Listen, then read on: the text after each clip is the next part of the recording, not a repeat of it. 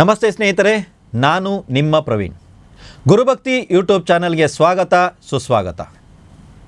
ಈ ಬಾರಿ ಜಾತಕದಲ್ಲಿರುವಂಥ ಒಂದು ಗ್ರಹ ಸಂಯೋಗಕ್ಕೆ ನಾನೊಂದು ಪರಿಹಾರವನ್ನು ತಂದಿದ್ದೀನಿ.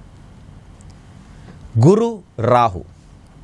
ಈ ಗುರು ರಾಹು ಸಂಯೋಗ ಇದೆಯಾ, ಗುರು ಶನಿ ಸಂಯೋಗ ನಿಮ್ಮ ಜಾತಕದಲ್ಲಿ ಇದೆಯಾ ಅನ್ನೋದನ್ನು ಹತ್ತಿರದಲ್ಲಿರುವಂಥ ವಿದ್ಯಾವಂತರಿಂದ ಕೇಳಿ ತಿಳ್ಕೊಳ್ಳಿ. ಯಾಕೆ ಸರ್ ಹಿಂಗೆ ಹೇಳ್ತೀರಾ? ನೋಡಿ, ಕೆಲವೊಂದು ವಿಷಯಗಳನ್ನು ಕೆಲವೊಂದು ವ್ಯಕ್ತಿಗಳಿಂದ ಕೇಳಿ ತಿಳ್ಕೊಂಡ್ರೆ ಮಾತ್ರನೇ ಅರ್ಥ ಆಗುತ್ತೆ.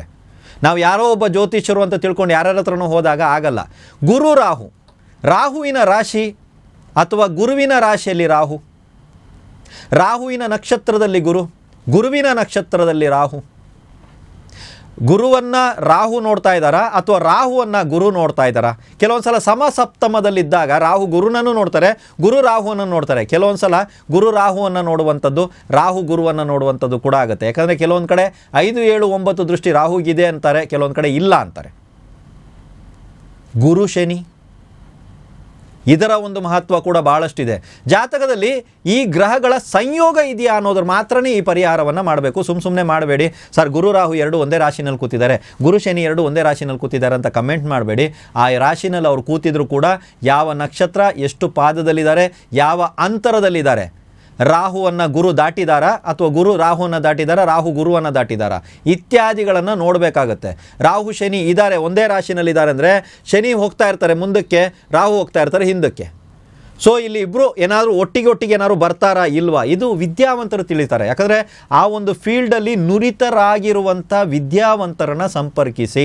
ನಾವು ಕೆಳಗಡೆ ಹಾಕಿರ್ತೀವಿ ವಿದ್ಯಾವಂತರನ್ನು ಸಂಪರ್ಕಿಸಿ ಅಂದರೆ ನುರಿತರಾಗಿರ್ತಾರೆ, ಅವ್ರಿಗೆ ವಿಷಯ ಗೊತ್ತಿರ್ತದೆ, ನಾವು ಏನು ಹೇಳೋಕ್ಕೆ ಬರ್ತಾ ಇದ್ದೀವಿ, ಈ ವಿಡಿಯೋ ತೋರಿಸಿ ಅವ್ರು ಹೇಳ್ತಾರೆ. ಅರ್ಥ ಆಯ್ತಲ್ವಾ? ಸೊ ಅಂಥವರು ಏನು ಮಾಡಬೇಕಂದ್ರೆ ಕಪ್ಪು ಅರಿಶಿನ ಅನ್ನುವಂಥದ್ದು ಸಿಗುತ್ತೆ. ಇವಾಗ ಭಾಳಷ್ಟು ಕಡೆಗಳನ್ನು ನಾನು ನೋಡಿದ್ದೀನಿ, ಅಮೆಝಾನ್ನಲ್ಲೇ ಸಿಗ್ತಾ ಇದೆ.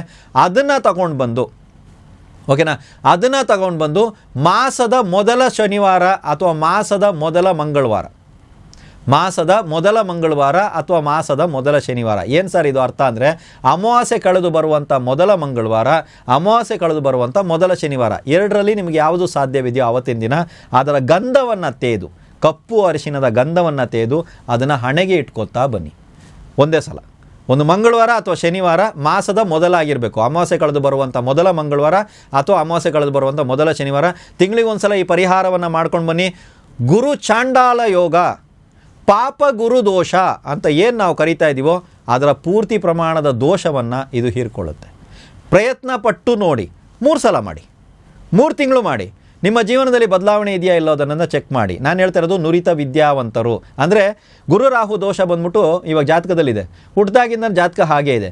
ಈ ಗುರು ರಾಹು ದೋಷ ಯಾವ ವಯಸ್ಸಿನಲ್ಲಿ ಅಥವಾ ಯಾವ ವರ್ಷದಲ್ಲಿ ತನ್ನ ಪರಿಣಾಮವನ್ನು ಬೀರುತ್ತೆ ನಿಮ್ಮ ಜಾತಕದ ಪ್ರಕಾರ ಅದನ್ನು ಅವರೇ ಹೇಳ್ತಾರೆ. ಈಗ ನಡೀತಾ ಇರುವಂಥ ಸಮಸ್ಯೆಗೆ ಗುರು ರಾಹು ದೋಷನೇ ಕಾರಣ, ಗುರು ಶನಿ ದೋಷನೇ ಕಾರಣ ಅಂದಾಗ ನಾನು ಹೇಳಿರೋ ಪರಿಹಾರಗಳನ್ನ ಮಾಡಿ ಆ ಸಮಸ್ಯೆಯಿಂದ ಹೊರಗಡೆ ಬರ್ತೀರಾ. ಸುಮ್ಮನೆ ಮಾಡ್ತಾ ಇದ್ದೀರಾ, ವರ್ಷ ಪೂರ್ತಿ ಇನ್ನೂ 10 ವರ್ಷ ಬಿಟ್ಟರು ನಿಮ್ಮ ಜಾತಕದಲ್ಲಿ ಅದು ಹಂಗೆ ಇರುತ್ತೆ. ಅರ್ಥ ಆಯ್ತಲ್ವಾ? ನಾನು ಹೇಳ್ತಾ ಇರೋದು ಇದಕ್ಕೆ ಕಾರಣ ಇದು, ಮತ್ತು ಇದರ ಸಮಯ ಇವಾಗ ಬಂದಿದೆ.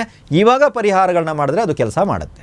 ಸೊ ನುರಿತ ವಿದ್ಯಾವಂತರನ್ನು ಸಂಪರ್ಕಿಸಿ, ಅಥವಾ ನಮಗೆ ಜ್ಯೋತಿಷ್ಯ ಗೊತ್ತು, ನೀವು ಹೇಳಿದ್ದು ನಮ್ಗೆ ಅರ್ಥ ಆಯಿತು ಅಂತ ಹೇಳಿದ್ರೆ ಅದೇ ರೀತಿ ನೀವು ನೋಡಿಕೊಂಡು ಈ ಗ್ರಹಕ್ಕೆ ಸರಳವಾಗಿರುವಂಥ ಈ ತಂತ್ರ ಪರಿಹಾರವನ್ನು ಮಾಡಿ ನೋಡಿ, ಸಮಸ್ಯೆಯಿಂದ ಹೊರಗಡೆ ಬನ್ನಿ.